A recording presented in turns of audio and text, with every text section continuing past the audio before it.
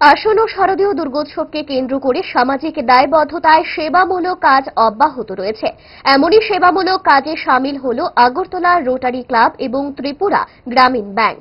পুজো উপলক্ষে আগরতলা পুর নিগমের 31 নম্বর ওয়ার্ডের অন্তর্গত টাউন প্রতাপগড় স্থিত রাম ঠাকুর পল্লীতে রবিবার বস্ত্র বিতরণ এবং স্বাস্থ্য শিবির অনুষ্ঠিত হয়।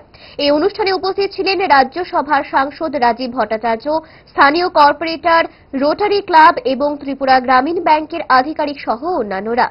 মায়েদের হাতে নতুন বস্ত্র তুলে দেন অনুষ্ঠানে উপস্থিত অতিথিরা। পাশাপাশি বিশেষজ্ঞ চিকিৎসকদের উপস্থিতিতে এলাকার মানুষকে স্বাস্থ্য পরিষেবা প্রদান করা। সাম্প্রতিক বন্যায় এই অঞ্চলের মানুষ ভয়াবহভাবে ক্ষতিগ্রস্ত হয়ে শিবিরে আশ্রয় নিয়েছিল।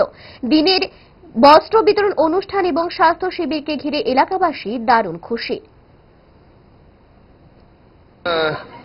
আমরা যেটা বারবার বলছিলাম যে সমাজকে পরিবর্তন করা, এই সমাজ পরিবর্তনের দিকে এগিয়ে যাচ্ছে, তার জ্বলজ্বন্ত প্রমাণ হলো মানুষের যে নৈতিকতা, সামাজিক দায়বদ্ধতা, এইগুলি মানুষের বেশি করে আরো জাগরণ হচ্ছে। এটা দেখে খুব আনন্দিত।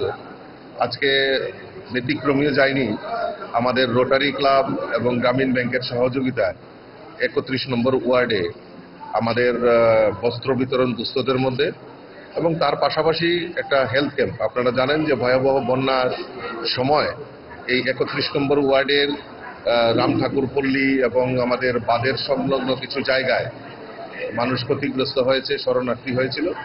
তো তাদের মুখে একটু হাসি ফুটানো এই শারদীয়া দুর্গা উৎসবকে সামনে রেখে, তার পাশাপাশি তাদের স্বাস্থ্য পরীক্ষা, তাদেরকে বিনামূল্যে ওষুধ সরবরাহ করা।